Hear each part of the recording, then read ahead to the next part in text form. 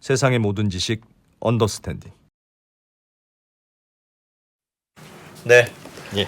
오늘 이 우주 강국들은 왜 자꾸 달에 가려고 하는 것인가? 요즘 특히 갑자기 달나라 이야기. 네, 예. 그 이야기에 대해서 자세히 설명해 주실 분은 경희대학교 우주탐사학과 김성수 교수님. 예, 딱 예. 학과 이름만 들어도 무슨 어디 전문가인지 아시지 않습니까? 그렇습니다. 근데 이분은 어. 실제로 우리나라가 무슨 달 탐사나 이런 거 할 때 꼭 네. 필요한 분이라서 뭐야?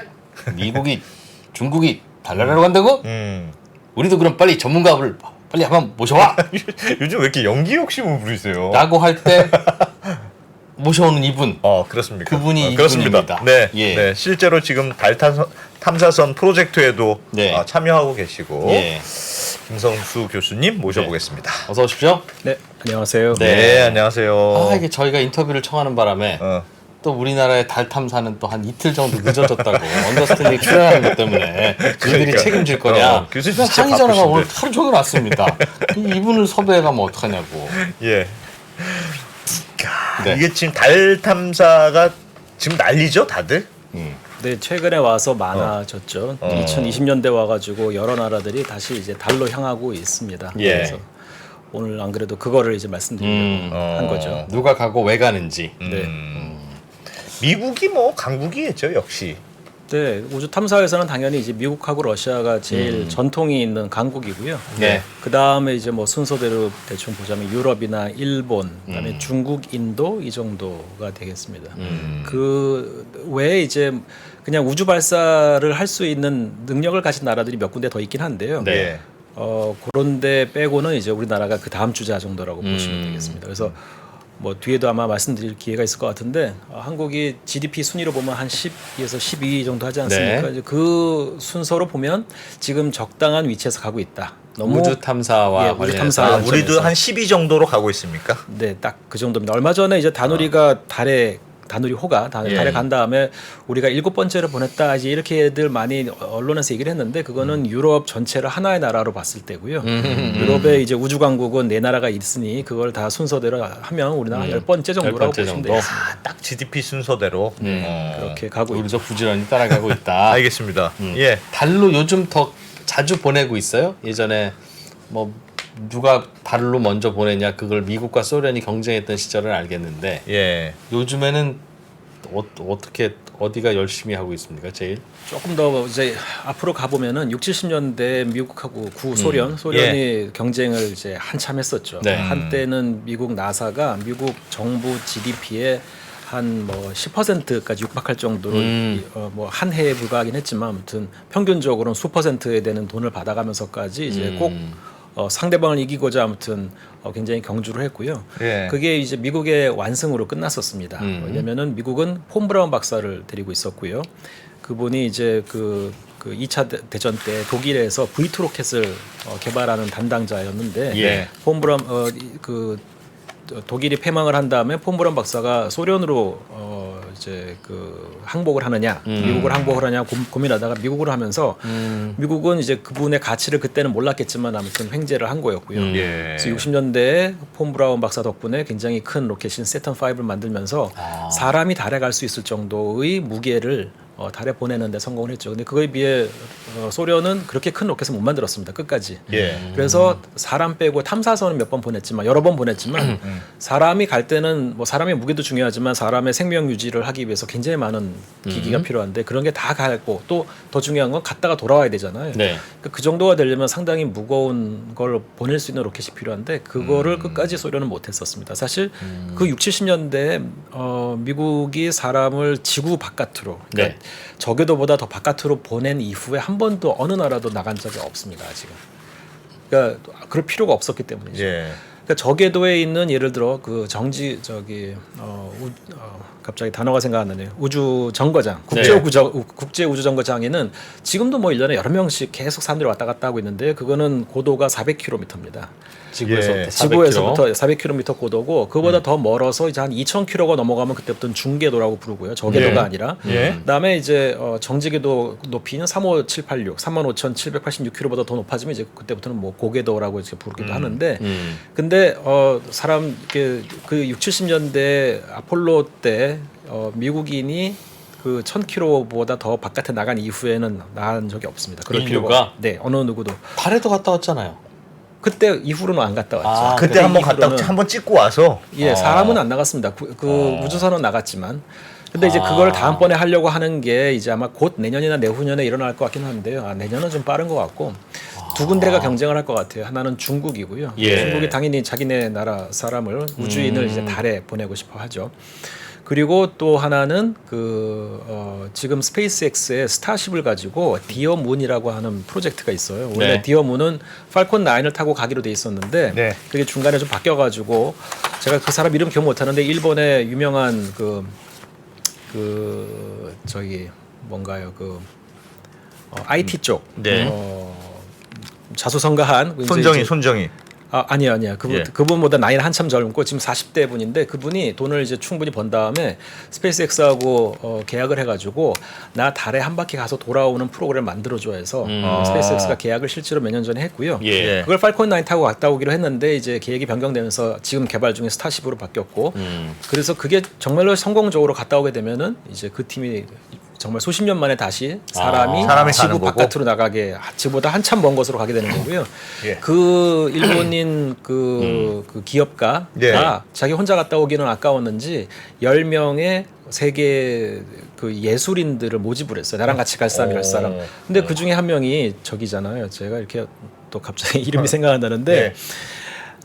빅뱅의 탑, 빅뱅 예. 탑이 거기 들어가 있습니다. 그래요? 네, 그 예술인들이 전 세계에서 다 지원을 했어요. 뭐 가수도 있고 예. 소설가도 있고 뭐 뭐 미술가도 있고 있는데 그 중에 우리나라 사람이 한 명 들어가 있죠. 그 일본 재벌이 나머지 그 10명 차비도 다 대주고. 그런 겁니다. 괴짜부터 이야. 채팅창에 마에자와 유사쿠. 맞습니까? 맞는 것 같습니다. 네, 괴짜 부자. 아하. 그럼 교수님, 말씀하시죠. 그 예전에 아폴로 몇 호가 달에 가서 뭐 발자국 찍고 오고 뭐 성조기를 흔들고 찍고 그때 이후로는 한 번도 우주 밖으로 못 나갔어요? 그러니까 그게 좀 신기합니다. 그러니까 막 우주인도 뽑고 우리나라도 어. 막 우주인도 뽑혀서 러시아에 가고 막 훈련도 받고 그랬잖아요. 기술이 있었잖아요. 다 이미 저궤도까지만 성공했고. 저궤도까지만 간 거고요. 왜 그거보다 더 그랬을까요? 바깥에 갈 이유가 이때까지는 뚜렷한 이유가 없었죠. 그러니까 그 전에는 사진 찍으러 우리 먼저 갔습니다. 발자국 꽝 이거 하러 간 거고 그거 외에는 목적이 없었어요? 그러면? 그 다음에 달에 사람을 보내는 프로그램이 없었던 겁니다. 어느 나라에도. 아. 그러다가 이제 아르테미스가 다시 몇 년 전부터 시작되고 있는 거고요. 미국에. 예. 그다음에 중국에는 창어 시리즈가 있고 중국은 아마 지금 목표가 2030년 부근에 달에 이제 중국인을 보내는 게 목표로 알려져 있습니다. 왜 갑자기 그럼 또 달에 보내려고 그렇게 유행이에요? 그래서 아까 제가 사실 얘기하다가 좀 샜는데 예. 70년대 소련하고 둘이 미국하고 경쟁을 한 다음에 네. 예. 미국의 완성 이후에 80년대에는 어느 나라도 우주에 관심이 없었습니다. 왜냐면 한동안 미국하고 소련 외에는 우주 탐사를 할 만한 나라가 없었거든요. 그러다가 90년대 초에 이제 세 번째 등장한 나라가 일본입니다. 그래서 예. 일본이 사람이 없는 채로 그 우주선만을 지구 중력권 바깥으로 보낸 세 번째 나라가 됩니다. 네. 제일 처음이 소련이고 그 다음에 미국이고 그 다음에 일본이 되죠. 그래서 90년대 초에 일본이 그걸 하니까 미국이 잠깐 달에 탐사선을 보냅니다. 그러고선 또 소강 상태가 가다가 2000년대 들어와서 이제 인도, 중국 이제 이런 나라들이 들어오고요. 그다음에 ESA, 유로피안 스페이스 에이전시니까 유럽 ESA의 그러니까 EU의 예. 나사 버전입니다. 거기가 또 2000년대 들어와서 합니다. 근데 예. 그것도 잠깐씩만 했고요. 제가 뒤에 슬라이드로 좀 보여드리긴 하겠지만 그 뒤에 인도도 프로그램이 있고 중국도 프로그램이 있고 했는데 특히 2020년대 와가지고 더 지금 빨라지고 있는데 그 이유는 결국은 두 가지로 볼 수 있는데 하나는 중국의 등장. 중국이 예. 갑자기 2010년대부터 두각을 나타내기 시작했고요. 우주 탐사에서 단순히 뭐 미사일이나 그냥 로켓뿐만 아니라 우주 탐사에 상당히 많은 노력을 들이고 있고 또 하나는 이제 스페이스X의 성공입니다. 근데 중국이 어느 정도냐면은 미국하고 소련도 달에 사람을 보내는 프로젝트 이후에 그다음에 뭘 할까를 고민했어요. 특히 이제 나사의 경우에는 두 개를 그때 이제 위에다 대통령실에다 올렸는데 네. 하나가 그 스페이스 셔틀이었고요. 또 하나가 우주 정거장 아까부터 예. 이 단어가 계속 생각 안 났습니다. 그래서 우주 정거장하고 우주 왕복선을 올렸는데 예. 우주 왕복선이 선택이 됐어요. 그래서 그게 이제 뭐 디스커버리하고 뭐 이제 왔다 갔다 한 거 비행기처럼 생긴 거 그거. 네, 내려올 때 수평 착륙하는 그 예. 비용이 많이 든 그 비행체고요. 그래서 단독으로 나사 혼자서는 우주 정거장을 만들 돈이 없어서 예. 한 10년 정도 후에 소련하고 손을 잡고 둘이 같이 합니다. 이제 그때는 아마 러시아로 바뀌었을 때일 것 같은데. 그래서 러시아하고 미국이 처음에 국제 우주 정거장을 같이 만들고 그 다음에 뭐 캐나다 들어오고 일본 들어오고 유럽의 일부도 들어오고 하면서 이제 정말 국제 우주 정거장이 됐죠. 예. 그게 지금 떠 있어요 어디에? 지금 떠 있습니다. 80년대부터 올라가서 아직도 떠 있는데 원래 20년 부근에 몇 년 전에 그걸 하나씩 띄어가지고 바다에 떨어뜨리거나 아니면 대기 중에서 산화를 시켜가지고 그냥 없애려고 했어요. 왜냐면 너무 오래돼서 그리고 1년에 유지 비용이 조 단위로 들어가거든요. 그러니까 재건축을 하려고 그랬다. 재건축은 아니고 그냥 이제 끝. 멸실. 멸실. 그렇죠. 그리고 오히려 이제 앞으로는 우주 정거장을 만들 때 달에 만들자 이제 이런 구상을 했던 거죠. 근데 대신에 미국은 그 나사는 지구에 있는 우주 정거장은 이제 민간이 해야 될 타이밍이다. 그래서 한 2025년 정도까지 그러니까 2020년에 나사가 또는 국제 우주 정거장이 이제 수명을 다하면 한 5년 안에는 그래도 누군가 나와가지고 뭐 우주 정거장을 민간 우주 정거장 만들지 않을까 해서 그 텀이 있었는데 지금 2025년은 힘들 것 같고 이제 2년밖에 안 남았잖아요. 아마 2030년 지금 그 회사가 목표는 엑시엄 스페이스라고 하는 회사인데요. 2028년이라고 목표를 뭐 이렇게 하고 있지만 아마 한 30년 정도 돼야 될 것 같아요. 근데 제가 민간 우주 정거장이 만들어지는 게 그러니까 이제는 민간이 우주 정거장을 만들 정도로 우주 시장이 많이 민간으로 온 거고요. 민간들이 그 돈이 모인다는 거예요. 누가 돈이 있는 사람이 혼자 하지는 않을 거 아니에요. 그 돈을 독박을 해서 내지는 않을 거고 투자자들이 존재한다는 건 그 투자자들이 설득이 됐다는 거죠. 아 이게 민간이 우주 정거장을 만들어도 돈이 되는구나 하고. 근데 네. 다시 돌아오면 중국 얘기를 하고 있었는데요. 중국은 그걸 지금 혼자 만들고 있습니다. 우주 정거장을 네, 그러니까 그 정도로 중국이 상당히 많은 예산과 돈을 많이 쓰는 인력을 거네요. 우주에 투자하고 있는데 뭐 로켓도 굉장히 큰 걸 지금 만들고 있고 이미 예. 기존에도 있고 앞으로 더 큰 걸 만들 계획이고요. 우주 정거장도 자기들이 단독으로 지금 계속 만들고 있고 그다음에 이제 몇 년 안에 한 7년 안에 달에 중국인을 보내려고 할 정도니까 이런 게 이제 다른 나라들한테 위협이 되는 거죠. 교수님 예. 질문 있습니다. 우주 정거장은 있으면 뭐가 좋은 겁니까? 그래요. 그거 여쭤보려고 그랬어요. 뭐 하는 거냐? 그게? 우주에 잠깐 쉬었다가 더 멀리 가는데 잠깐 거기서 쉬었다가 하는 겁니까? 뭐 하는 겁니까? 어디쯤 있어요? 떠 있어요? 아까 말씀드린 대로 400km 400km. 정도 고도에 있고요. 이제 400km면 우리 대기권이 어디까지입니까?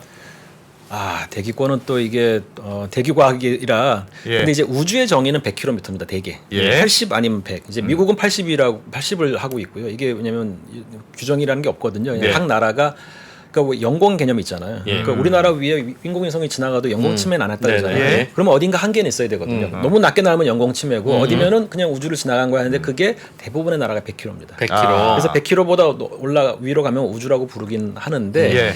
이게 200km나 이 정도까지만 하더라도 대기와 위성과의 마찰 때문에 오래 못 떠 있습니다. 그래서 한 500km 이상은 올라가야만 마찰이 거의 없어지고 공기가 없으니까 위성이 계속 돈다. 네네. 근데 네. 이제 우주 정거장은 400km에 있는 이유는 대기 마찰 때문에 점점 떨어지긴 하는데요. 네. 대신에 이제 그거를 계속 연료를 공급해가지고 다시 고도를 유지를 하죠. 그러니까 비용이 많이 들어가는 이유 중에 하나도 그겁니다. 근데 이게 너무 위로 올라가면 지상에서 계속 사람이 올라갔다 내려왔다 해야 되고 자원을 또 거기 상주하는 사람들이 있으니까 뭐 그 먹을 것도 갖다 줘야 되고 물도 예. 갖다 줘야 되고 하는데 또 연료도 공급해야 되고 너무 위에 있으면 너무 또 위에 안 있으면 이제 되니까. 그게 또 비싸니까. 해지니까 이제 그거를 적당한 딱 옵티마이즈한 데가 한 400km 400km 정도로 생각되고 있는 거고요. 사람들 거기서 뭐 해요? 요즘도 가 있어요? 거기서 계속 실험을 하죠. 그러니까 무중력 상태에서만 할 수 있는 실험을 합니다. 이게 무중력을 얻는 방법이 진짜 무중력을 얻는 방법이 두 가지인데요. 네. 지구 근처에서는 하나는 굉장히 높은 데까지 올라갈 수 있는 비행기 타고 올라가서 예. 엔진을 끄고 자유낙하를 합니다. 아. 그럼 자유낙하를 하는 그 한 2분 정도 동안은 정말 다 떠요. 예. 근데 내려오다가 이제 대기와의 마찰 때문에 속도가 늦어지기 때문에 이제 감속이 되기 때문에 이제 무중력이 끝나거든요. 예. 그러면 다시 이제 기술을 돌려가지고 올라갔다가 다시 다시 떨어지고 하는 걸 떨어지면서. 반복을 하는데 어머나. 대부분의 사람들은 그걸 처음에 못 견딥니다. 이제 다 토하고 막 그렇게 되죠. 그게 번지 점프잖아요. 그렇죠, 맞습니다. 예. 예. 예. 근데 그렇죠. 얼마나 무섭겠어. 점프는 한 10초 동안 유지되는 거고 예. 세 가지가 있네요. 예. 근데 이제 이거는 2분 정도밖에 못 하니까 오랫동안 무중력 상태를 유지하려면 결국은 이제 우주 정거장을 만들고 거기 가서 실험을 해야 되죠. 그래서 무중력에서만 할 수 있는 실험이 존재합니다. 그래서 거기에서 뭐 뭐 동식물을 키운다던가 아니면 새로운 화합물을 합성을 한다든가 이제 이런 걸 계속 해보는 거죠. 거기서 예, 그리고 이제 앞으로 만들어지게 될 엑시엄 스페이스가 만들려고 하는 2028년 목표인 그 민간 우주 정거장의 이제 첫 번째 그러니까 가장 큰 수입원은 네. 당분간은 우주 여행하고 거기로 그러니까, 예, 거기 가서 일주일 동안 머물고 오는 건데요. 이미 지금 2번 갔다 왔어요. 이미 지금 있는 국제 우주 정거장에 스페이스X의 팔콘 9을 이용해서 엑시엄 스페이스가 그 서비스를 만들어 가지고 그러니까 이 엑시엄 스페이스가 한 거는 그 스페이스X라고 하는 회사하고 그다음에 지금 국제 우주 정거장 그러니까 나사나 뭐 러시아도 이런 데하고 예. 같이 얘기해 가지고 이런 프로그램 만들 테니 서로 돈 이렇게 좀 나눠 먹자 예. 하는 걸로 해서 지금 이제 맛보기 여행을 이미 하고 있는데요. 아하. 두 팀이 갔다 왔고 1인당 알려진 걸로 한 700억입니다. 근데 이게 시간이 지나면 갈수록 점점 저렴해질 거라고 돼서 봐서 한 100억 미만으로 떨어지면 예. 그때는 수요가 충분히 있을 거라고 보는 것 같아요. 그래서 어쨌든 첫 번째가 우주 여행이고요. 이 민간 우주 정거장의 쓸모가 그다음에 두 번째는 이제 아까 말씀드린 대로 각 여러 회사 나라에 있는 회사들이 무중력에서만 할 수 있는 실험을 하기 위해서 그 실험 베이를 빌릴 거라고 실험 추측을 하고 공간을 있습니다. 네. 두 가지가 궁금한데 엘리베이터 올라가다가 고장 나면 저도 떨어지고 엘리베이터도 떨어지니까 엘리베이터 안에서 보면 내 몸이 잠깐 뜨네 이런 생각이 들 거예요. 예. 그게 이제 여기서 보면 무중력인데 예. 순간적으로 예 그런데 그거는 거의 자유낙하하는 걸로 떨어지는 거니까 네. 마치 벼랑 낭떠러지에서 떨어질 때의 느낌과 똑같지 않습니까? 그러니까 주변을 돌아보면 무중력인 것 같지만 나는 자유낙하하고 있는 중간이라서 진짜 달이나 우주 공간에 가서 정말 중력이 없는 곳에서 떠다니는 무중력과는 전혀 다르지 않나요? 다릅니다. 왜냐면은 엘리베이터가 갑자기 문제가 생겨가지고 예. 덜컹하고 떨어질 때는 중력을 받고 있다가 일지에서 영지로 순간적으로 바뀌는 거거든요. 예. 그러니까 그 순간에 우리 몸이 거기에 반응을 하는 겁니다. 그때 이제 짜릿함을 느끼는 거죠. 그렇죠. 차가 가다가 갑자기 떨어지면 그 그렇죠. 살짝 예. 엉덩이 부분이 어이, 간지럽듯이 예. 이제 예. 그런 거는 그게 바뀌기 때문에 느끼는 거고요. 예. 우주 정거장에 있으면은 거기 올라가면 이제 그게 유지가 되는 거니까 엘리베이터가 떨어지는 순간에 느끼는 거하고는 다르죠. 그렇게 아 그럴 것 거기는 같아요. 중력이 없어요 우주 정거장에는? 아니면 중력이- 자유낙하를 하면서 느끼는 그 그 무중력입니까? 처음에 짜릿함 뒤에 오랫동안 유지되는 무중력은 사실 느껴본 사람이 거의 없다고 봐야 될 거고요. 네. 이제 번지 점프를 하더라도 처음에만 짜릿하지 뒤에는 그냥 네 똑같거든요. 왜냐면 계속 영지로 떨어지는 거니까. 네네. 근데 그 뒤에 느낌으로 우주 정거장이 계속 있는다고 보시면 되겠습니다. 사실 그래. 그 처음에 짜릿한 건 순간이죠. 아. 근데 우주 정거장까지 가려면 400km까지 올라가야 되는데 그러려면 올라가는 동안에 3G, 4G 정도는 경험하고 올라가야 돼요. 중력을 빨리 무거운 거. 중력을 빨리 이기기 위해서 왜냐하면 네. 결국 로켓이 뭔가를 궤도에 올린다고 하는 거는 처음에는 수직으로 올라가지만 나중에 수평으로 방향을 바꿔서 예. 원궤도 속도를 얻어야 됩니다. 근데 200km 고도에서 원궤도 속도가 초속 7.8km거든요. 예. 그걸 시속으로 바꾸려면 7.8 곱하기 3,600을 하면 와우. 되는데 몇만 시속 몇만 킬로미터죠. 예. 그러니까 처음엔 이렇게 올라가지만 나중에는 수평으로 가는데 요 수직으로 올라가는 상태의 기간을 빨리 줄이기 위해서 아무튼 처음에는 굉장히 가속을 많이 합니다. 그 가속을 많이 하는 동안에는 이제 누군가 위에서 나를 내 누르는 무게의 듯한 느낌이겠죠. 3-4배가 되는 사람이 누르는 것 같은 느낌이 들고 그다음에 더 올라가서 이제 무중력으로 그러니까 궤도 운동을 하게 되는 순간에 그러니까 원궤도 속도를 얻게 되는 순간에는 이제 모든 게 다 뜨는 느낌이 듭니다. 아하. 그 다음에 이제 우주정거장으로 도킹하고 그 안으로 옮겨가기 때문에 그 뒤로는 계속 비슷한 느낌을 갖죠. 짜릿한 거가 유지될 수는 없습니다. 둥둥 떠다니는 아. 거기서는 어떤 실험을 해? 예를 들면 이런 실험을 하러 간다. 비싸도. 아까 말씀드린 대로 일단은 뭐 무중력 상태에서 어떤 특정 식물들이 잘 자라는지 그리고 뭐 조그만 것들 배양이 잘 되는지 볼 거기도 할 예. 거고요. 예. 뭐 동물이나 특히 벌레 같은 것들이 이제 어떻게 적응을 하는지 왜냐하면 사람 가지고 실험하기 힘들 때는 동물 가지고 실험도 할 거고 또 하나는 뭔가 이렇게 화학 물질을 만들어야 되는데 중력이 있는 데서는 만들기 힘든 화합물을 특수한 상황 즉 무중력에서 만들 때에도 이제 그런 무중력이 필요하겠죠. 다양한 게 있구나. 중력 인상 그러니까 조건이 달라지기 때문에 뭐가 다른 게 있지 않을까 이렇게 가정하고 해보는 거죠. 그러니까 중력이라는 조건이 달라지면 호기심이에요. 아니면 뭐 돈 되는 그 걸 좀 만들려고 정도보다는 그래요? 그래도 거기까지 올라가서 실험하려면 돈이 드니까 예. 지금 뭔가를 화합하고 화합물을 만들고 싶거나 뭔가를 하고 싶은데 이거를 예. 방해하는 것이 중력인 중력 때문일 경우에. 것이다라고 확실하게 의심이 될 때 가지고 가지 그냥 이거 잘 안 되는데 한번 가져가 볼까 이렇게는 그런 건 아니고 잘 안 할 겁니다. 아하. 중력 때문에 화합물이 안 만들어지기도 해요. 와. 그러니까 한 방향으로만 계속 힘이 있으니까 예. 그런 경우에는 이제 어떤 특정한 제가 화학을 잘 모릅니다. 이제 특정한 결합이 힘들다거나 하면은 중력이 그런 없을 걸 때 하려고 도움을 받으려고 할 수 있겠죠. 우주정거장을 만들었고 그래, 중국은 지금은 근데 우주정거장을 떠나서 이제 다 달로 직접 간다는 거 아니에요. 다시 네, 네. 교수님 말씀이 예. 달로 다시 가는 게 옛날에도 달에 가서 사진도 찍고 송소기도 흔들고 했는데 달에 가는 게 어려운 겁니까? 그러니까 갈 수 있는데 안 가는 겁니까? 아니면 되게 어려워서 몇 단계가 있는 것 같은데요. 일단 예. 이제 탐사선을 보내는 거는 그 자체도 좀 어려운데 그 이유는 지구 근처를 벗어나서 먼 데를 가면요. 일단 GPS가 없죠. 6, 70년대는 당연히 GPS가 없었고 예.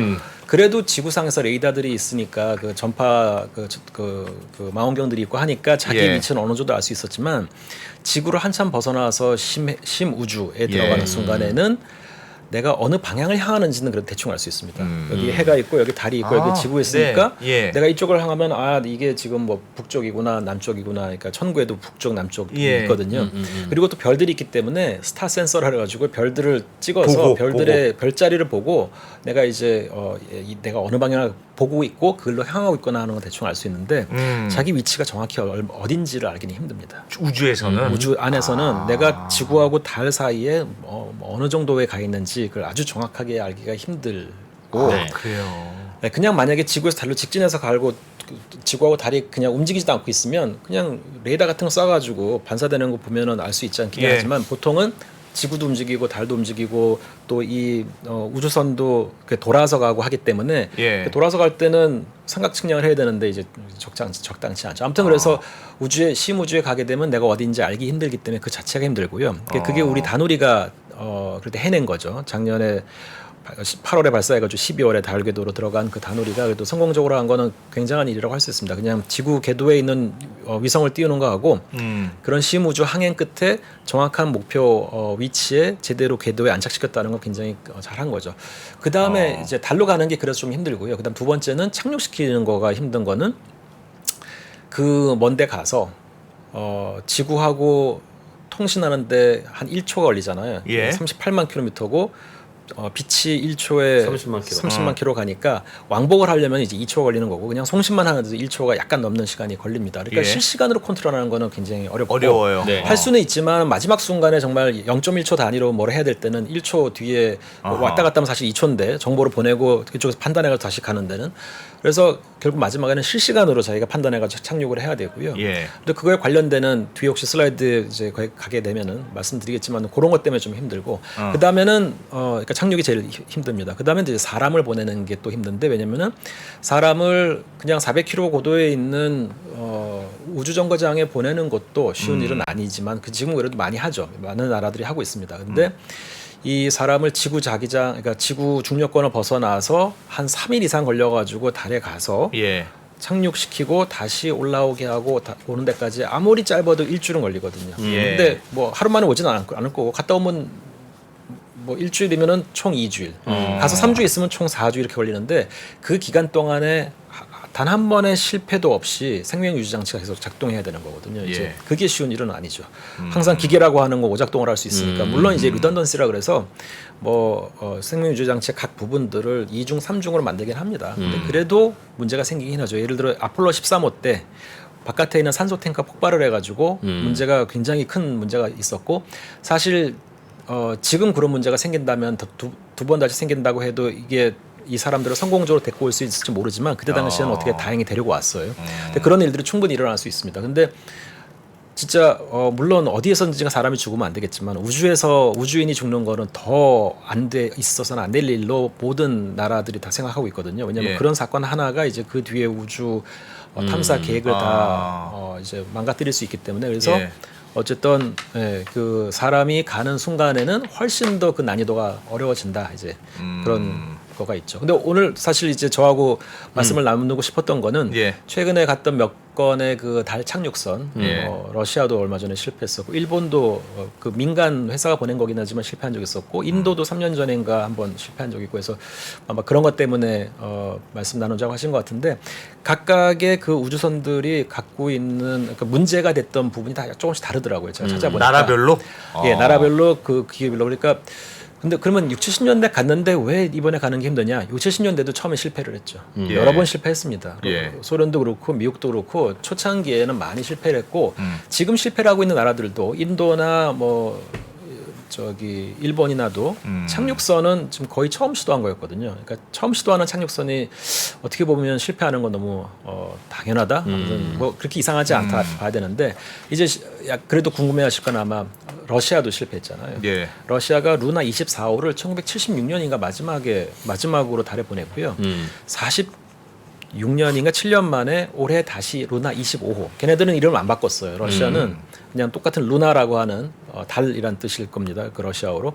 근데 그 이름으로 이번에 다시 보냈는데 이번에 착륙선 실패했거든요. 이제 이게 진짜 이제 어떻게 보면 재미있는 파트인 거죠. 걔네들은 6, 70년대 다 해놓고 지금 2023년이 돼가지고 왜 다시 했는데. 오랜만에 보낸 게 왜 실패했느냐? 그러면 이제 많은 사람들이 추측은 이번에 구체적인 이유는 저거였었대요. 한 8, 90초 동안 작동해야 되는 이 달에 착륙을 하기 전에 처음에 이제 자세를 바꾸게 되는데요. 네. 속도를 줄여야만 이제 착륙을 할 수 있는 전 단계가 되는데 그 전 단계의 엔진을 예를 들어 뭐 한 80초만 켰어야 되는데 예. 이게 뭐 소프트웨어인지 뭐 오작동이 돼가지고 100초가 넘게 작동을 하는 바람에 이제 문제가 생겼다 이렇게 보고 있더라고요. 근데 황한 거네요. 그러니까 속도 제어가 안 되죠. 그렇죠. 그 뒤에 이제 여러 가지 문제가 생겨가지고 결국은 충돌을 했는데 왜냐하면 원래 계약하지 않은 대로 움직이기 시작했으니까요. 예. 근데 왜 그러면 그러한 일이 일어나냐는 아직 구체적으로 밝혀지지는 않았지만, 근데 어쨌든 옛날에 갔던 그 러시아가 왜 이번에 갈 때는 힘들었냐? 그러면 가장 당연한 거는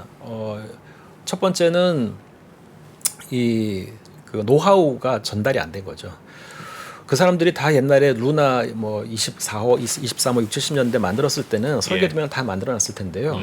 설계 도면이 그때 막 미국하고 경쟁하고 있는데 설계 도면만 만들고 머릿속에 남아있는 건 다 남기지 않았을 가능성이 크죠.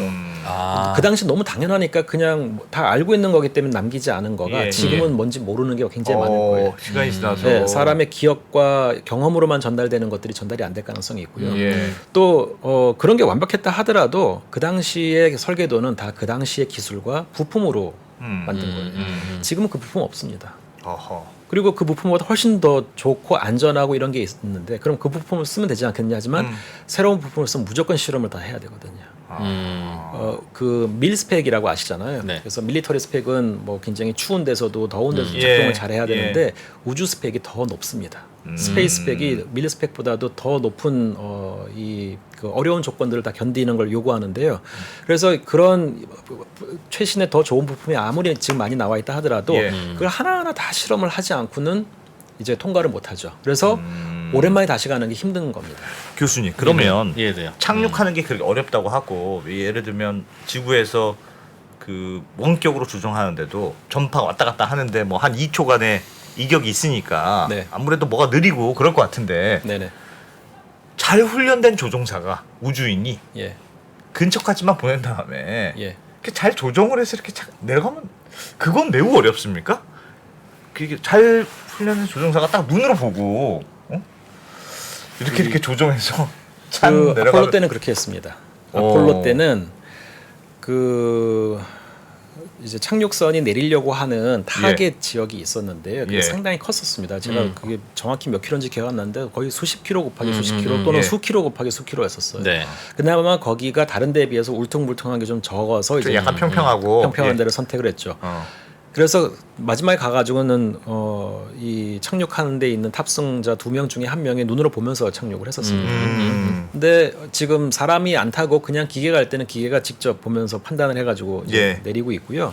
근데 어느 나라든 간에 사람을 보내기 전에 당연히 사람이 없는 착륙선을 먼저 보내죠. 그래서 기술 습득을 완전히 한 다음에 이제 사람이 탄 우주선을 보내게 될 거고요. 예. 그리고 당연히 이제는 60, 70년대보다는 지금은 기술이 많이 발전했기 때문에 사람이 간다 하더라도 최소한의 개입만 하게 만들 것 같습니다. 자동으로 네, 착륙도 거의 하고 자동으로 다 문제가 하고. 생겼을 때 사람이 개입을 해가지고 그 다음에 뭔가를 작동을 시키지.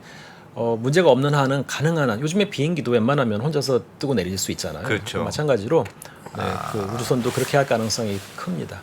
최근에 갔던 일본의 민간 업체가 보낸 하쿠로 R이라고 하는 착륙선이 작년인가 재작년에 갔던 걸로 기억하는데 마지막 순간에 내리다가 문제가 생겼는데 그때 문제가 된 이유가 뭐였냐면은 그 우주선에 탑재된 고도계가 있습니다. 고도계는 근데 뭘로 하냐면 이 우리나라가 아니죠. 지구에 있는 비행기는 고도계가 그 밀도, 대기의 밀도, 압력을 측정을 해가지고 자기 높이가 얼마다 이렇게 판단을 합니다. 예. 근데 거기는 대기도 없고 그리고 GPS도 없으니까 높이가 얼마인지 잘 모르잖아요. 예. 그래서 거기서는 레이저를 쐈다가 반사되는데 걸린 그래, 예, 시간을 통해 가지고 그렇게 하면 될 것 같은데요. 예, 그걸 이제 예. 레이저 알티미트리라는데 그걸 예. 가지고 측정을 하는데 이게 오작동을 한다고 판단을 내렸어요. 그 이유는 잘 모릅니다. 근데 오작동을 한다고 판단을 내리면서 그 안에 있는 컴퓨터가 그러면은 레이저 알티미트리 정보는 빼. 그리고 이때까지 그냥 내가 날라온 비행 궤적을 적분을 하면 자기 위치가 어딘지 알 수 있거든요. 예, 예. 이 궤적을 그릴 수 있으니까 그것만 가지고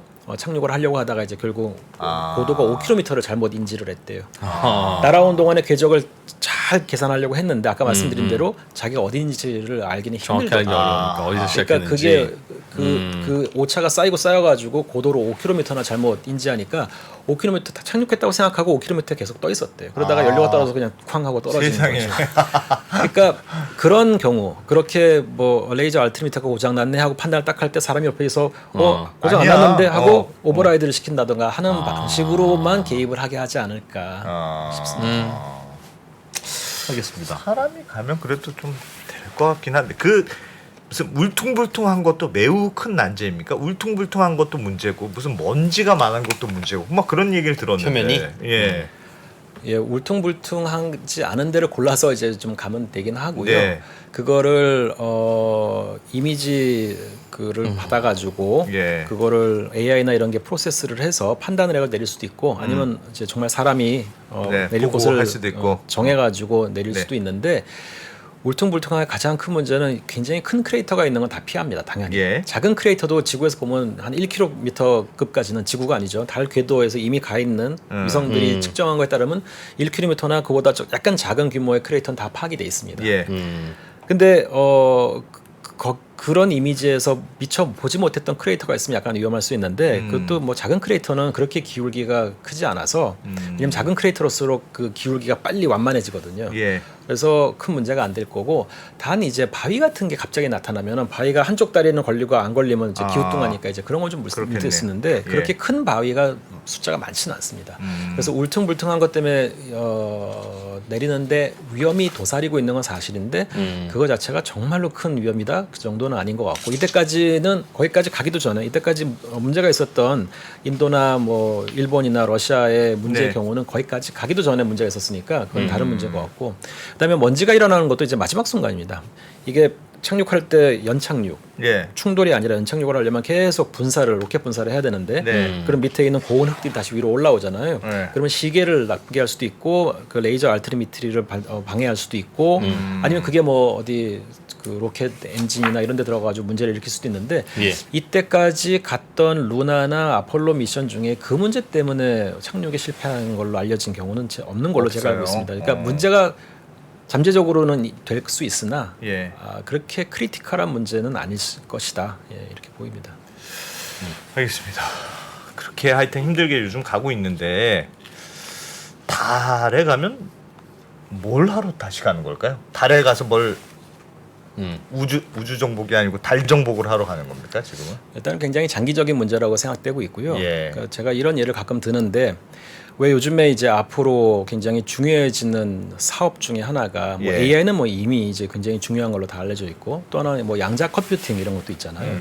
그럼 양자 컴퓨팅이 아직은 완성되지 않았지만 한 번 완성됐을 때 파급력이 어마어마하지 않습니까? 예. 그러니 우리나라도 양자 컴퓨팅에 이제 많이 투자를 하고 있죠. 예. 그게 어디든 다 그렇게 투자하고 있을 겁니다. 우리나라가 뭐 그게 수소가 앞으로 중요해질 것 같다 그러면 수소도 어떻게 될지 모르니 일단은 이 산업계의 기반을 형성해 놓고 이런 걸 하잖아요. 근데 우주 탐사도 정확히 그거여서요.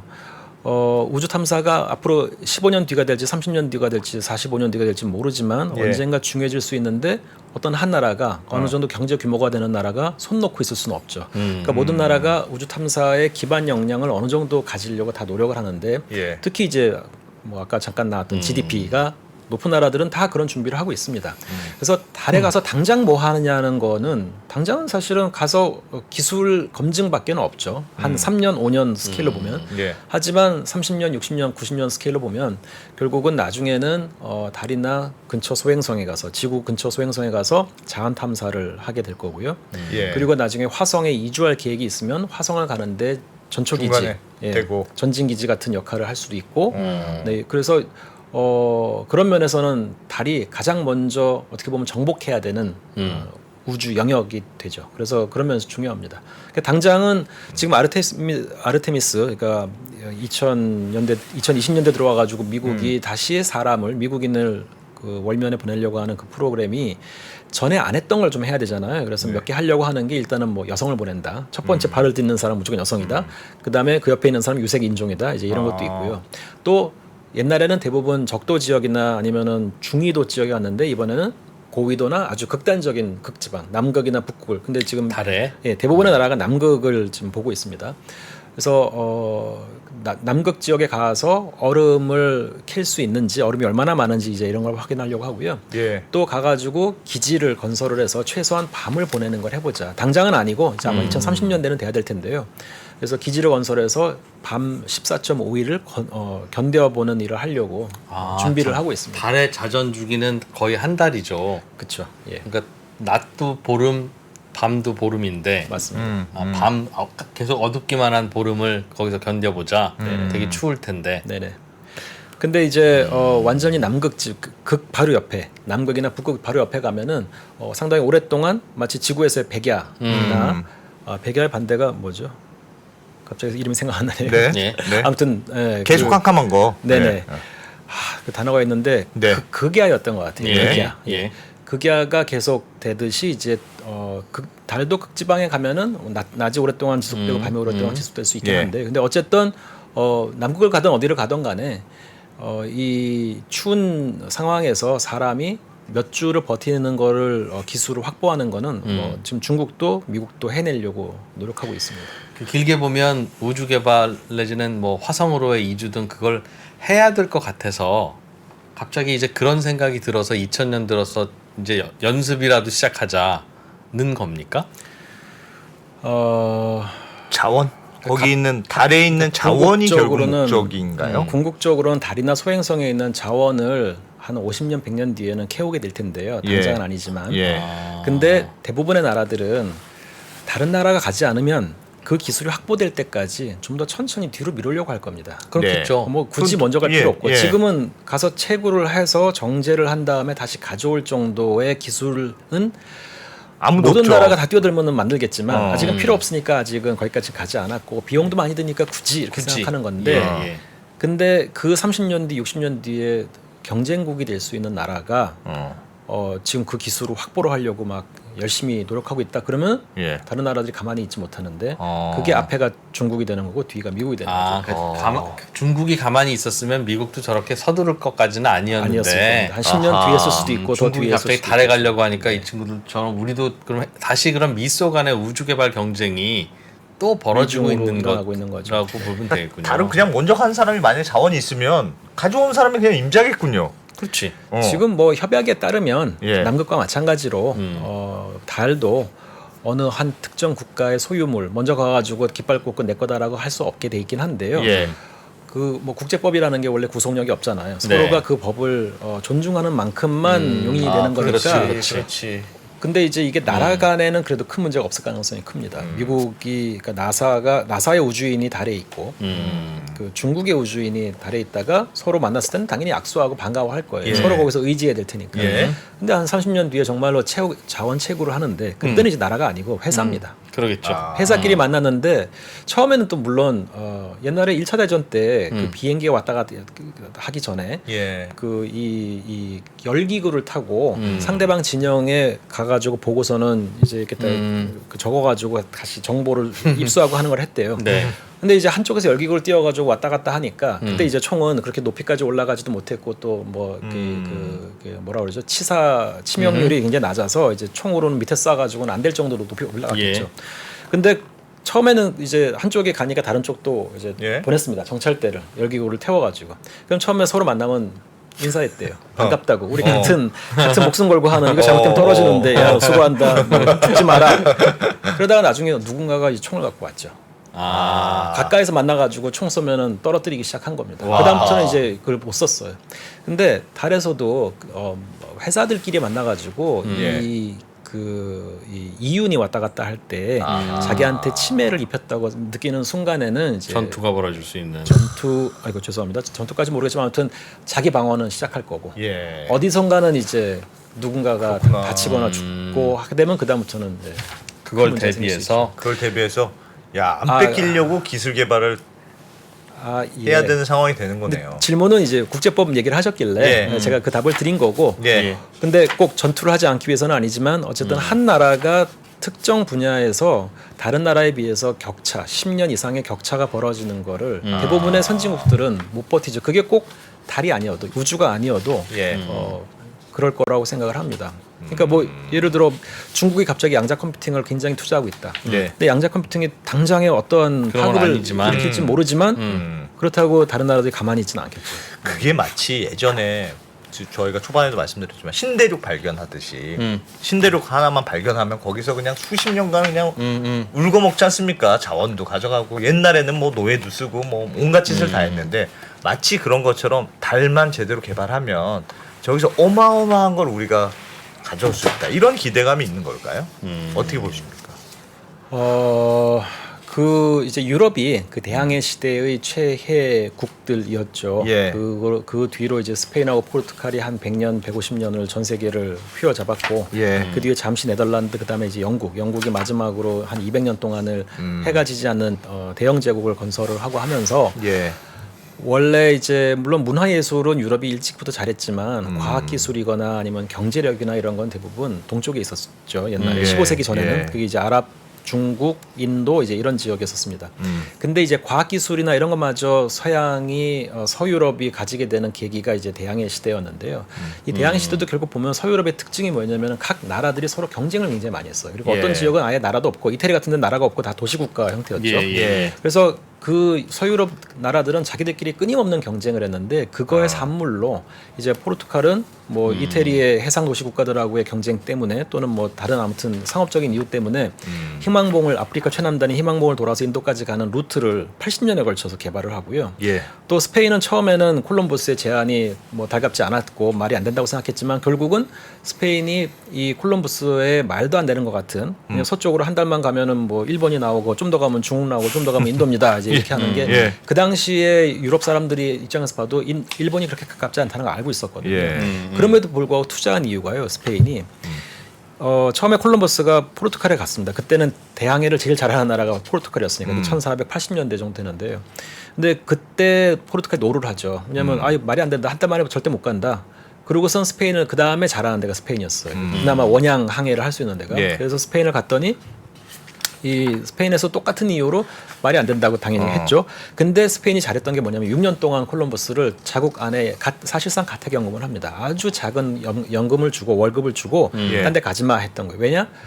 혹시 콜럼버스 말이 맞아서 아. 그리고 콜럼버스가 스페인이 안 해주니까 프랑스나 영국을 그 다음에 이제 배를 좀 갖고 있는 데가 프랑스하고 영국이었거든요. 거기 가가지고 배 몇 척 받아서 갔는데 횡재를 해버리면 그 꼴을 보기가 힘들었던 거죠.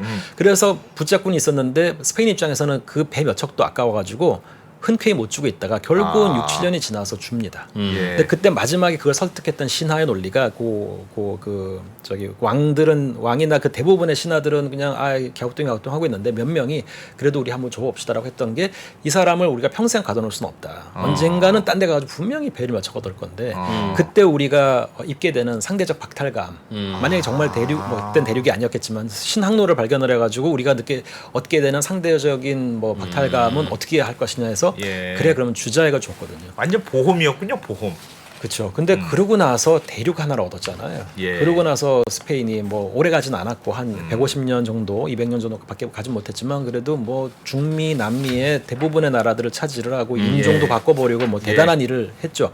그 기억이 당연히 유럽 사람들한테 있고 그 사람들이 건너가서 만든 미국에도 당연히 있으니까 이런 경우 앞으로 다시 우주에서 그러한 대항해 시대가 벌어질 때 일어날 일들은 본인들은 체감을 해서 알고 있고요. 예. 그럼 중국은 거기에 끼지도 않았는데 왜 하냐? 중국 입장에서 봐서는 대항해 시대에 끼지 못한 게 아마 굉장히 후회되는 일이었을 거고요. 중국이 이제 GDP가 충분히 커지고 여유가 예. 생기니까 자기들 그 두뇌들도 많고 과학도 잘하고 이제는 많이 잘하고 하니 이 정부에 이제 여유 있는 돈과 인력을 투자해가지고 나가려고 하는 데가 당연히 우주여야 될 것 같아요. 중국 입장에서 보면. 그래서 4,500년 전에 했던 실수를 안 하려고 노력을 하겠죠. 우리는 그때 대륙을 못 얻었는데 네. 우주는 놓치면 안 된다는 네, 생각이 있다. 중국이 1400년대 초부터 예. 그때 명나라 때였는데 1400년대 초부터 한 20몇 년 동안에 걸쳐 가지고 정화라고 하는 중국어로 읽으면 정허에 가까운데요. 예. 정허라고 하는 제독을 필두로 해가지고 7번의 대원정을 보냅니다. 그때 예. 그 명나라 황제가 이제 명령을 해가지고 예. 7번을 배들을 많을 때는 2만 명의 선원, 배가 100척이 넘고요. 예. 그 100척 이상의 배에 제일 많을 때는 2만 명이 넘는 선원을 끌고 군인하고 뭐 선원하고 뭐 왕족하고 이제 갔겠죠. 그 저런 제독들하고 장교들하고. 그래서 어디까지도 가냐면 뭐 동남아시아는 당연하고 인도 그다음에 아랍 지역에 홍해도 들어갔다 나오고 지금의 그 소말리아 모가디슈 지역보다 더 남쪽에 아프리카 동해안까지 갔다 온 기록이 있습니다. 7번 모두 아프리카까지 가진 않았지만 그 중에 몇 번은 갔고요. 근데 그러니까 그렇게 멀리까지 배를 타고 특히나 수만 명이 되는 선단을 이끌고 갈 능력이 있었어요. 그건 예. 대단한 겁니다. 그 병참하며 그 사람들을 다 현지에 가가지고 그렇죠. 또 먹고 마시고 할 걸 구해야 되고 하는데 그거를 다 하고 왔거든요. 근데 이 사람들은 어디 가가지고 항구를 개항을 시키거나 아니면 땅을 점령하거나 아니면 거기에 있는 이 노예들을 데리고 올 생각 안 했죠. 사실 그게 맞는 건데 중국은 워낙 땅이 또 컸으니까 또. 그게 아마 또 서양하고 그 동양의 기질의 차이인 것 같기도 합니다. 예. 그래서 동양 사람들은 그런 일들은 안 했고 한데 그거의 결과로 서양은 근데 이제 했죠. 그래서 예. 뭐 대항해도 하고 뭐 노예도 뭐 여기저기서 이제 잡아오고 그다음에 예. 새로운 데 가가지고 금, 은 뭐 많이 캐가지고 결국 그 금은 캐가지고 한 게 뭐냐면은 인도나 동남아시아나 중국 가가지고 유럽에 필요한 물자를 사가지고 옮긴 거잖아요. 예. 근데 그 니드가 사실 중국에는 없었습니다. 이제 그건 제가 문과분들 만나면 맨날 물어보는데 왜 이렇게 그 당시 옛날부터 기본전부터 이 동양과 서양의 교역은 왜 항상 일방적이었느냐.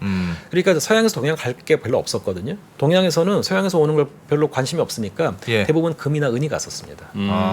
그리고 웬만한 건 다 있으니 중국에. 있기도 하고 관심이 없었던 것 같아요. 뭘 가져올 생각을 잘 안 했거든요. 근데 동양에서 서양으로 간 것 중에 뭐 당연히 유명한 거는 그 비단도 있고 뭐 약재도 있고 한데 가장 중요했던 향신료였던 걸로 알려지거든요. 유럽에서는 향신료가 굉장히 높은 가격에 팔렸고 그게 동남아시아나 이제 인도, 중국의 향신료가 많았는데 얘네들이 인도를 거쳐서 아랍을 거쳐서 지중해 이제 그 당시에 이태리의 그 예. 해상 도시 국가들의 그 선단을 통해 가지고 유럽으로 쫙 퍼졌는데 이 몇 단계로 거치면서 굉장히 비싸지잖아요.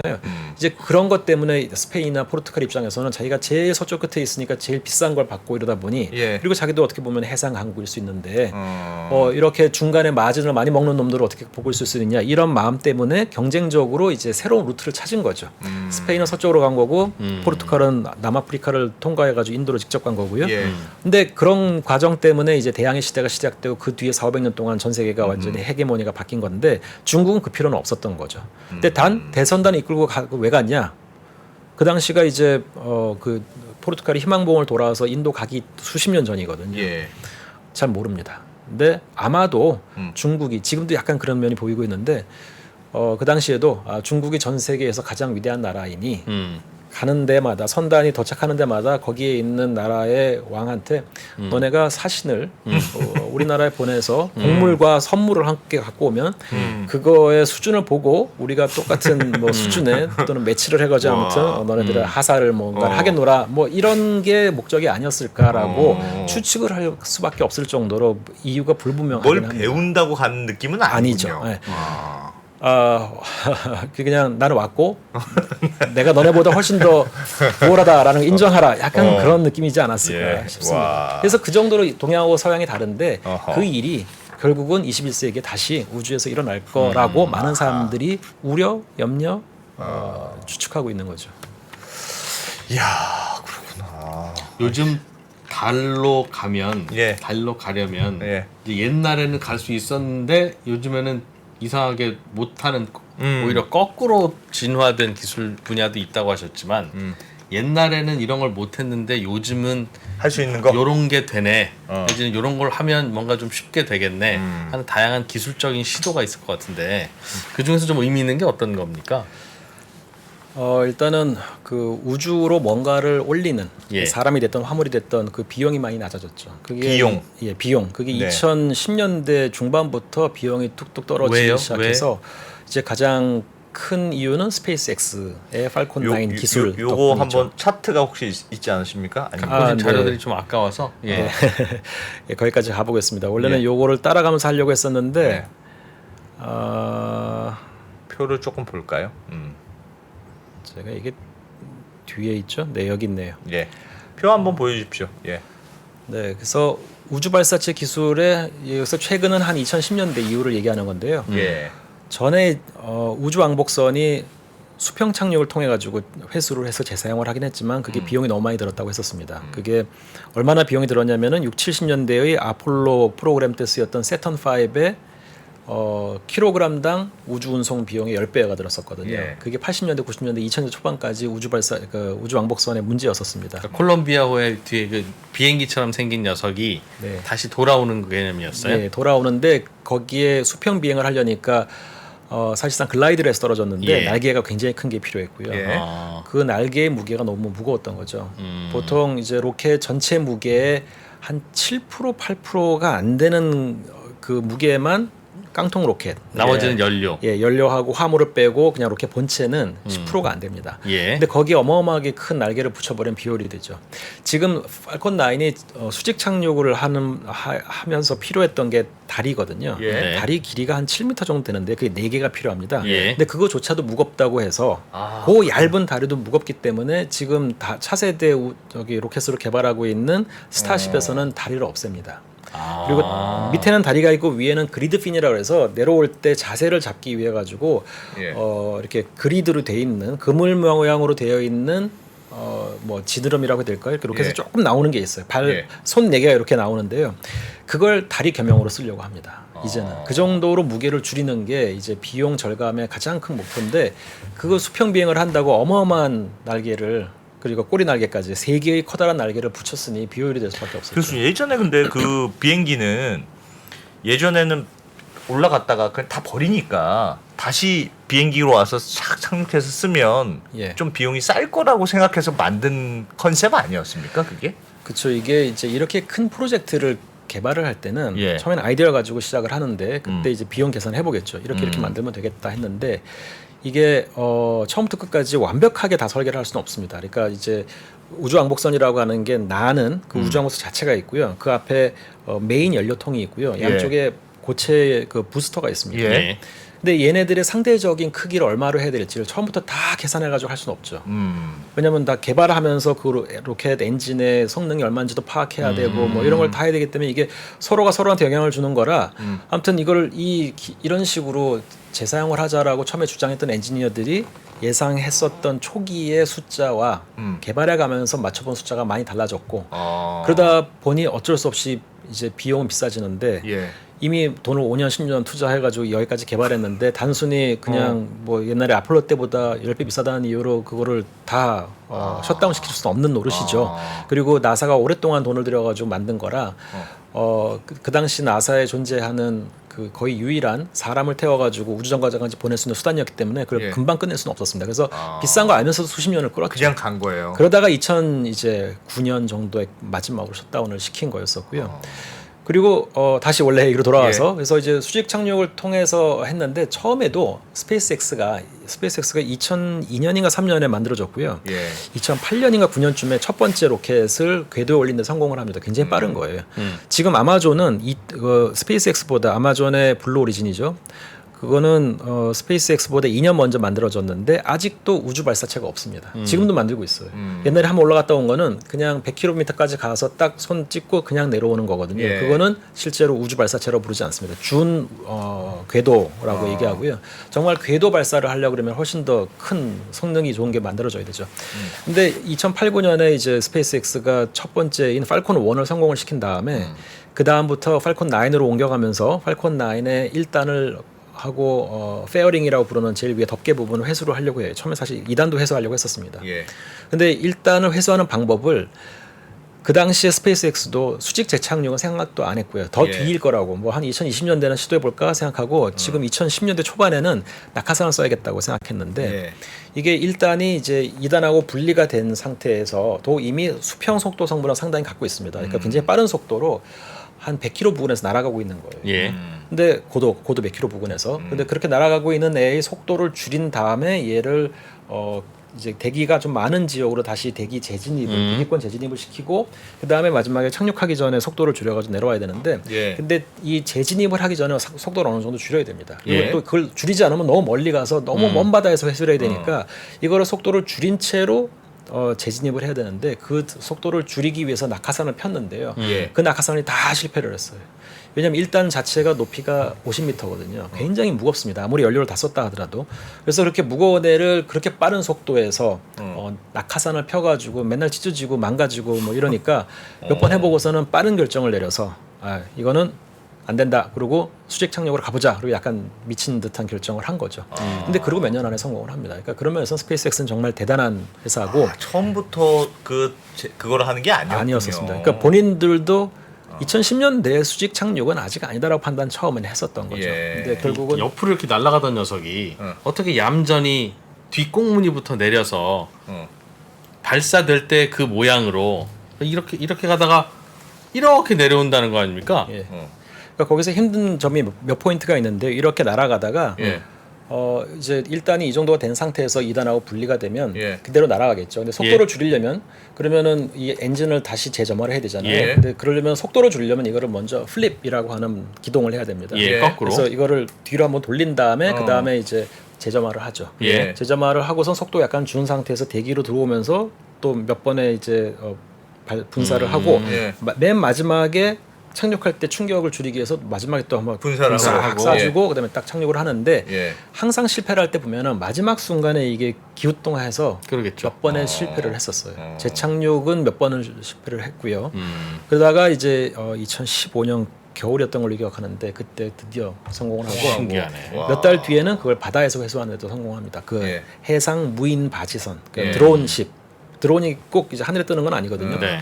뭐 땅에서도 갈 수 있고 바다에서도 갈 수 있는데 사람이 없이 무인으로 가면 이제 드론이라고 하지 않습니까? 그래서 드론십에다 올려놓는데 드론십이 필요했던 이유는 얘가 보통 바다를 향해서 쏘게 되는데 지구의 예. 자전을 이용하기 위해서 동쪽으로 발사를 하는데 동쪽으로 가다가 떨어지는 데가 대부분 바다도록 바다이도록 발사장을 그래서. 선정을 합니다. 예. 그래야만 바다에 뭐 사고가 나가지고 로켓이 떨어졌을 때 인명 피해가 적으니까요. 거기 터져도 괜찮아요. 통제만 하면 되니까. 근데 사람이 사는 지역은 사람을 소개를 할 수 없으니까 사는 사람들을 그래서 이제 바다 쪽으로 쏘게 되는데 그러다 보니 자연스럽게 바다에서 회수하는 게 연료 면에서는 효율적입니다. 그걸 다시 가지고 요즘엔 가지고도 오기도 하는데 가지고 오려면 연료를 더 써야 되는 거죠. 근데 슬슬 지금 스페이스X가 해상에서 회수하는 게 돈이 많이 든다는 걸 판단해서 왜냐하면 바지선을 운영하는 게 이제 생각보다 돈이 많이 들었나 봐요. 예. 그래서 이제는 지상에서 회수하는 일이 좀 더 많아지고 있고 특히 차세대 로켓인 스타쉽의 경우에는 걔는 너무 일단이 무거워서 걔를 다시 돌아가지고 플로리다에서 발사를 하는데 예. 거기까지 돌아오게 하는데 연료가 너무 많을 것 같고 이렇게 스타쉽은 훨씬 더 크거든요. 1단이 70m가 됩니다. 예. 근데 그런 애를 바지선에서 회수하는 건 거의 불가능하다고 판단해서 머리를 쓴 게 어떻게 하기로 했냐면은 스타쉽의 발사장은 플로리다가 아니고 텍사스입니다. 예. 텍사스의 제일 동남쪽 끝에 멕시코만 바로 앞에서 쏴서요. 예. 이거를 쏘면은 잘못해서 떨어지면 멕시코만의 바다. 예. 그럼 멕시코만이 말이 많이 사실 거의 굉장히 큰 바다거든요. 예. 거기서 떨어지게 하고 근데 성공을 해서 그대로 날아가면 1단하고 2단을 분리한 다음에 그 1단을 플로리다에서 회수하는 거죠. 그러니까 미국은 땅덩어리가 크니까 이쪽에서 쏴서 저기서 받는 거군요. 바다가 두 번 있는 셈이죠. 동쪽으로 예. 바다가 두 번 있는 셈이. 텍사스 옆에는 멕시코만이고 플로리다 저 동쪽에는 북대서양이 되니까 예. 뭐 작은 로켓 쏠 때는 플로리다에 쏘고 예. 이제 큰 로켓 쏠 때는 해수를 용이하게 하기 위해서 이제 텍사스에 쏘겠다 그런 생각을 갖고 있습니다. 와. 아무튼 그게 이제 수직 착륙을 통한 예. 회수 및 재사용을 하면서 이제 가격이 많이 다운이 됐고요. 그거 외에도 이것도 다 이제 이 페이지에 나오는 거의 대부분이 그 스페이스X의 팔콘 9 예입니다. 근데 예전 같으면은 예를 들어 그 아폴로 때 쓰인 그 세턴 5이라고 하는 로켓의 경우에는 예. 커다란 5개의 F1 엔진이 있었어요. 그게 달까지 가니까 어마어마한 그 추력의 로켓인데도 네. 엔진의 수는 5개였습니다. 예. 엔진이 어마어마하거든요. 사람이 앞에 갔으면 사람이 굉장히 작아 보일 정도로 큰 엔진이 5개. 큰 로켓 밑에 5개가 붙어 있었는데 팔콘 9은 말 그대로 9개가 붙어 있는 거거든요.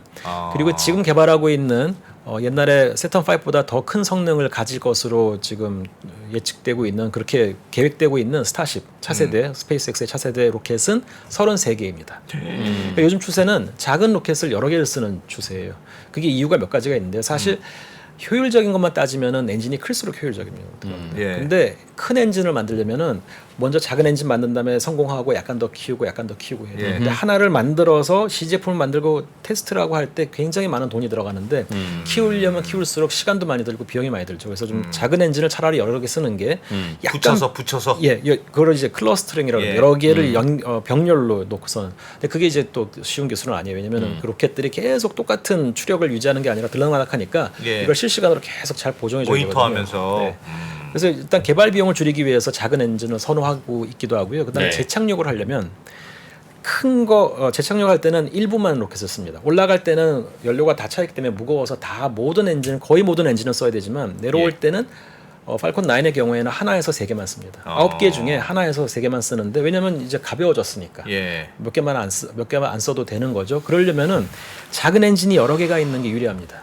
미세 조정이 가능하다는 뜻인가 그렇기도 보네요. 하고 큰 엔진이 몇 개 안 될 때에는 큰 엔진 하나 또는 2개를 써야 되는데 그럴 예. 때는 말씀하신 것처럼 자기가 원하는 수준의 조정이 잘 안 되고 하나도 이제 너무 많을 수가 있는 거죠. 9개 중에 하나 쓰는데 5개 중에 하나는 이제 너무 많은 거고요. 예.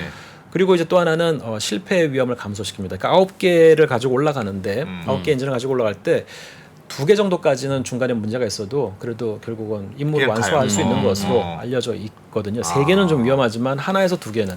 근데 예를 들어 5개밖에 없으면 5개 중에 하나가 나가면 20% 잃는 거잖아요. 그건 완전 실패. 그러면 이제 하나만 실패한 게 아니라 결국은 다 실패한 거랑 근데 그건 마찬가지죠. 너무 당연한 건데 지금까지 그 생각을 못했어요? 클러스터링이 힘들어서 그렇게 안 했던 것 같습니다. 그러니까 여러 개를 묶어가지고 하나의 로켓에 묶어서 쓰는 기술이 지금은 발전을 했기 때문에 되지만 옛날에는 그거를 운영하기가 쉽지 않았고 동시에 다 불 켜지고 불 꺼지고 하는 게. 네. 그리고 이제 재착륙을 안 했기 때문에 굳이 그렇게 안 해도 되겠다고 판단했던 것 같고요. 일단 이렇게 하면 부품이 많아지긴 합니다. 너무 많은 엔진을 쓰면 부품이 많아지니까 예. 뭐 그런 걸 좀 피하려고 했던 게 아닌가 싶습니다. 연료도 바뀌었어요. 연료는 옛날에는 기름 연료는 옛날에는 수소가 많이 쓰였죠. 나사는 전통적으로 좀 수소를 많이 쓰는 편이고요. 네. 근데 수소는 이제 액화를 해야 됩니다. 영하 200도 이하로 낮춰야 되기 때문에 예. 그게 돈이 좀 들죠. 그래서 이제 상용 민간 업체들은 별로 선호하는 방식은 아니고요. 그래서 팔콘 9의 경우에는 등유를 썼습니다. 이제 케로신이라고 하는 예. 그게 항공유하고 비슷한데요. 항공유를 더 정제를 해서 거의 비슷한 그 탄소의 길이만을 가진 애들로 만드는 건데 이제 뭐 로켓 프로펠런트 1 그래서 RP1이라고 많이 얘기를 하고요. 예. 그걸 쓰고 있다가 이제 차세대가 스타쉽은 메탄을 쓰려고 하고 있습니다. 메탄이 여러 가지로 도움이 되는 건 뭐냐면은 메탄도 액화를 해야 되는 문제는 있지만 수소보다는 덜 냉각을 해도 되고 그리고 특히나 재사용을 할 때는 등유에 비해서 메탄이 안쪽에 그 연소실 안쪽에 그을음이 적게 남습니다. 예. 그을음이 많이 남으면 그거를 이제 벗겨내는데 그 마치 옛날에 애플 그 아이폰이 예. 고장 나면은 갖다가 남이 쓰던 거 고친 거를 줬잖아요. 예. 그 refurbished phone이라고 했잖아요. 그 단어를 쓰는데 그 로켓을 회수해 가지고 리퍼비시먼트를 한 다음에 이제 그걸 재사용을 하게 되죠. 근데 그걸 다시 이제 닦아내는데 그 검댕을 닦아내는 비용이 너무 비싸서. 메탄이 적습니다. 그 RP1이 좀 더 많고요. 그래서 이제 메탄이 좀 더 유리한 거고요. 그리고 마지막 하나는 그 화성에 사람을 보내는 게 목표인 스페이스X 입장에서는 메탄이 반드시 필요한 이유가 지금까지 화성에 탐사선을 보낸 적은 여러 번 있죠. 뭐 예. 소련도, 러시아도, 미국도, 뭐 중국도 이제는 보내고 있습니다. 근데 궤도선도 보내고 착륙선도 보냈지만 거기 다시 나온 적은 없어요. 그러니까 샘플 회수를 한 적이 없습니다. 화성은. 예. 왜냐하면은 화성까지 간 다음에 화성에서 다시 이륙을 해서 지구까지 올 연료를 다 처음부터 싣고 갈 수 있는 로켓이 이때까지 없고 아직도 어허. 없습니다. 예. 스타쉽이 만들어져도 그거는 쉽지 않을 거라고 보여지고 있는데 단 어떻게 하면 되냐면은 화성에 도착한 다음에 거기에 대기가 지구 대기의 밀도의 1%밖에 안 되긴 하지만 그래도 대기가 있거든요. 근데 대부분 이산화탄소입니다. 예. 이산화탄소를 포집을 포집해. 해가지고 그거를 메탄으로 바꾸는 기술은 지금 이번에 간 나사의 최근에 갔던 탐사선에도 그 기술이 좀 있거든요. 그래서 이산화탄소에서 산소를 떼어내가지고 이제 수소하고 붙여서 메탄으로 바꾼 다음에 그걸 연료로 써서 돌아오면은 돌아오는 게 가능해지죠. 그래서 사람이 갈 때는 반드시 돌아오는 게 가능해야만 가잖아요. 일반 예. 통행으로는 사람 못 예. 보내겠죠. 갈 사람도 없고 간다 하더라도 그건 진짜 죽으러 가는 윤리적인 거지. 문제가 이제 예. 생기는 거니까. 그래서 또 이제 스페이스X가 메탄을 쓰는 이유가 거기에도 현지 있습니다. 조달하는 연료가 할 수 있는 연료라서 네. 야하. 그런 기술이 발전했군요. 야. 근데 가는데 기름이 너무 많이 든대요. 로켓 보니까 말씀하신 대로 대부분이 기름통이고 기름 무게고. 처음에 뺄 때 근데 하고. 그렇게 해도 날아가고 나면 다 쓰고 별로 없고 돌아올 때 없고 중간에 한번 그래서 주유소가 있긴 있어야 돼. 우주 자체에서는 매우 약한 힘으로도 그냥 쭉 가지 않습니까? 저항이 없으니까. 아닌가요? 아니, 정확히 맞습니다. 음. 그래서 예를 들어 지구에서 화성을 갈 때는 예. 지구 중력권을 벗어날 때까지 로켓을 쓴 다음에 예. 화성으로 가는 동안은 거의 그냥 그냥 그치. 쭉 날아가는 예. 거죠. 만약에 속도를 일부러 더 내가지고 빨리 가야겠다 그러면은 그렇게는 할 수 있는데 그러려면 반대로 끝에 가가지고 원래 필요한 제동보다 더 많은 제동을 해야 되니까 예. 연료가 많이 듭니다. 그러니까 그렇게 잘 안 하려고 하는데 사람을 태우고 갈 때는 약간 그렇게 할 가능성이 커요. 왜냐하면 사람이 우주 공간에 놓여 있는 시간을 빨리 가야 줄여야 되니까요. 되니까. 근데 조금 전에 주유소가 필요하다고 하셨는데 그거는 이제 곧 생깁니다. 지구 궤도에도 예. 주유소가 생길 예정이고요. 어. 그다음에 그 궤도, 달 주변에 있는 달 주변에 있는 우주정거장에도 먼 미래에는 달에서 퍼낸 수소하고 산소를 올려서 그 달 궤도에 갖다 놓고 그래서 그 탱크에 갖다 놓고 지구에서 화성을 가는 로켓이 달 궤도에서 그 수소와 산소를 받아가지고 연료로 써서 화성까지 갈 수도 있습니다. 근데 지구 궤도에서 연료를 주유소처럼 공급받는 거는 곧 일어날 겁니다. 그게 아르테미스 3가 2025년을 목표로 하고 있는데 분명히 미뤄지겠죠. 근데 아르테미스 3 때에는 스타쉽이 달에 가기 전에 스타쉽도 달에 갑니다. 그게. 근데 스타쉽이 달에 가기 전에 지구 궤도에서 중간에 급유를 받아가지고 궤도 급유를 받는 거죠. 그래서 가게 될 중간에. 예정입니다. 네. 근데 그러면 누가 연료를 누가 갖다 그걸 오르느냐? 줍니까? 제일 먼저는 연료 탱크를 갖다 놓고 예. 그 뒤에 몇 번 스타쉽이 올라가서 여분의 연료를 두고 다시 내려옵니다. 또 연료 싣고 올라가고 주유소 탱크 채워놓느라고. 그러니까 아니 하고.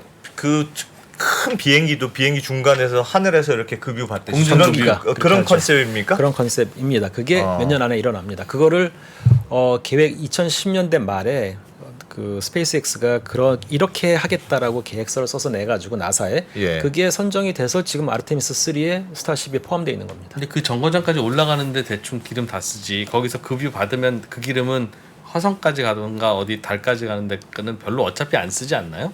그러니까 올라갈 때 올라가는 애도 기름이라고 얘기하는 예. 연료를 쓰죠. 네. 추진제를 예, 쓰고 예. 그 탱크에 넘길 수 있는 거는 일부만입니다. 그래서 여러 번 올라가야 돼요. 그래야만 탱크가 다 차고 그럼 마지막으로 올라온 진짜 달이나 화성까지 가려고 하는 올라와서 그걸 다 넘겨받고 거의 꽉 찬 상태에서 이제 가게 되는 거죠. 그러니까 꽉 채워야 화성까지도 갈 수 있어요. 지금 안 대표가 질문한 대로 거기까지 올라가고 나서 그 다음부터는 화성에 가든 달에 가든 별로 연료 소모가 없지 일방 않느냐. 통행으로 화성에 가려고 하면은 재급유를 안 해도 됩니다. 지금 예. 지금은 근데 돌아와야 돼. 돌아올 생각이 있으면 그렇게 할 거고요. 그리고 그렇지. 돌아오지 않는다 하더라도 기술 시험을 위해서 뭐 스페이스X는 그렇게 할 가능성이 있고요. 그리고 일단 지금 달에 갈 때도 그걸 해서 가려고 합니다. 그래서 달에 가는 스타쉽은 달 궤도와 월면만 왔다 갔다 하는 셔틀이 될 가능성이 커요. 그러니까 지구로 안 돌아오기 때문에 탱크를 꽉 채워서 가야 되는 거고 그럼 몇 번 왔다 갔다 한 다음에 이제 연료가 비면 지구에서 또 보내는 거죠. 지구까지 안 돌아오고 네, 그러니까 아르테미스를 미국이 몇십 년 지나가서 다시 하는 이유는 중국은 50년대, 60년대, 70년대 미국이랑 소련이 했던 걸 지금 하는 거고요. 네. 미국은 지금 중국이 아직은 못할 걸 미리 하려고 하는 거죠. 그 지구에서 출발하지 않고 달 궤도 어딘가에 거기서 정거장을 출발한다? 만들어 놓고 와. 거기에서 달까지 왔다 갔다 하면서 일을 시키려고 예, 그 궤도를 게이트웨이라고 합니다. 회사 기숙사네. 집에까지 굳이 퇴근하지 말고 그렇지. 여기서 잠깐 그렇지. 눈 붙이고 또 출근해서 일해라 이놈아. 알겠습니다. 이야. 어마어마한 기술 경쟁이 있군요. 알겠습니다. 야, 우리나라는 많이 늦었습니까? 많이 늦진 않았어요. 우리도 달 말씀하셨던 대로 달 경쟁을 해야 되긴 할 텐데 우리도 뭐 예전에 대항해 시대 아무것도 한 게 없잖아요. 가만히만 있었지 뭐 세국 정책만 하고. 네, 우리나라는 지금 이제 우주 발사체를 작년에 확보를 했죠. 처음으로 예. 2022년에 그다음에 지구 중력권을 벗어나는 우주 탐사선을 우리가 자력으로 뭐 예. 거의 자력으로 왜냐하면 심우주 항행과 통신을 미국 나사의 도움을 좀 받긴 했어요. 근데 예. 그래도 나머지 대부분의 기술은 우리 힘으로 다누리를 달 궤도에 보냈으니까 예. 굉장히 최근에 이제 그 기술을 습득하게 된 건데 뭐 우리나라 GDP 수준에 비하면은 적당한 시점이라고 봅니다. 아주 빠르지도 않고 아주 늦지도 않습니다. 근데 이제 앞으로 우리나라가 가야 될 길은 이렇게 계속 혼자만 할 건 아닌 게요. 우주 강국들, 그러니까 미국이나 중국이나 러시아, 일본 정도는 혼자 해도 됩니다. 사이즈가 되니까. 예, 근데 그리고 인도까지도 아마 혼자 해도 뭐 예, 예. 충분히 해낼 텐데 예. 그거보다 작은 나라이면서 우리보다 강국인 나라들 뭐 독일, 이태리, 영국, 스페인, 아니 프랑스 이런 나라들은 다 같이 하거든요. 예. 그러니까 우리도 같이 할 상대를 찾아야지. 아. 앞에는 다 굉장히 큰 나라거나 아니면 컨소시엄 그렇지. 형태로 가는데 그렇지. 12인 예. 나라가 혼자 하겠다 그러면은 아, 그거는 그건 말이 안 뭐 되는 것 같아요. 좀 힘드니까 앞으로 달 착륙선이 32년에 계획되어 있는데 예. 거기까지는 일단 자력으로 혼자 한다 하더라도 지금부터라도 그 뒤에 일어날 우주 탐사는 협력을 해야 될 방법을 좀 찾아야 될 텐데 최근에 와가지고 인도하고 일본이 같이 하고 있어요. 인도하고 예. 일본은 자체적으로도 굉장히 강국임에도 불구하고 같이 하거든요. 예. 거기서 좀 배워야 되는데 그래서 당장은 우리가 일본하고 같이 하자 그러면 일본이 우리 체급 안 맞아 하고 같이 안 하려고 하겠지만 예. 우리도 좀 체급을 키운 다음에 뭐 인도, 일본하고 우리가 같이 한다던가 어허. 아니면 뭐 또 다른 길을 모색한다든가 뭐 그런 방법을 찾아야 될 것 같습니다. 32년에는 우리가 유인 우주선이 달로 가요? 유인은 아니고 무인인데 착륙선이 갑니다. 이번에 간 다누리는 궤도선이고요. 예. 이제 착륙선. 앞으로는 착륙선을 가려고 했죠. 착륙선이 훨씬 더 어렵다고 아까 말씀드렸잖아요. 예. 대부분의 첫 번째 시도한 나라는 실패를 했거든요. 우리도 실패할 할 수 있죠 충분히. 있겠네요. 그래도 착륙하는 게 중요하다. 기다려 봐야죠. 왜냐하면 누리호도 우리 첫 번째 실패했잖아요. 근데 두 번째, 세 번째 성공했죠. 달흙 이렇게 하나 이렇게 떠갖고 와야 되는. 오려면 더 많은 연료가 필요하고 또 거기서 다시 뜰 수 있는 로켓이 필요하기 때문에 지금 보내는 건 일방입니다. 돌아오지는 않고 착륙선 오지 마. 착륙하고 그냥 거기 계속 있는 거고요. 아. 우리가 좀 더 그 기술적 능력이 더 커지면 그때는 야. 다시 돌아오는 샘플 리턴이라고 하는데 그런 임무도 할 수 있을 겁니다. 하려면 정말 우리는 모든 나라가 같이 힘을 모아서 하면 되는데 갖고 있는 노하우 서로 공유하면서 그러니까 우리도 뭔가 잘하는 필살기가 있어야 돼. 있어야 그래야 서로 누가 바꿔 먹지. 껴주지. 그 우리 혼자 하면 너희는 왜 우리랑 하려고 그러니? 이럴 거 아닙니까? 이거 필살기가 있어야 된다니까. 그 중에 하나로 우리나라에서도 수소가 우리나라의 필살기라고 인식하고 있는 것 같고요. 예. 아까 그 물을 그 전기 분해하면 수소하고 산소가 나온다 그랬잖아요. 예, 예. 수소를 가지고 그 수소 연료 전지를 이용해서 달에서 뭔가 동력원을 쓸 수 있으니까 우리나라가 수소 연료 전지 면에서는 상당히 기술이 발전돼 있기 때문에 그런 걸 필살기로 쓰면 어떨까 생각합니다. 그거하고 착륙 기술하고 막 바꿔서 그래. 우리는 수소를 줄 테니 착륙 기술을 다오. 알겠습니다. 예. 재밌게 잘 들었습니다. 야. 평소에는 우리가 신경도 못 쓰던 그거를 예. 평생에 그거를 연구하시는 분들이 예. 있네요. 영희대학교 김성수 우주탐사학과의 김성수 교수님, 교수님. 예. 다시 또 가셔서 달 착륙 다시 연구하시다가 저희가 또 궁금한 거 있을 때 오늘 준비해 오신 내용들을 저희가 한 반 정도 밖에 못한 것 같은데요, 그죠? 예, 다음에 한 번 더 모시겠습니다. 진행자 너희들 둘은 입 다물고 일단은 강의를 듣는 그런 방식으로 해보겠습니다. 김 교수님 고맙습니다. 네, 감사합니다.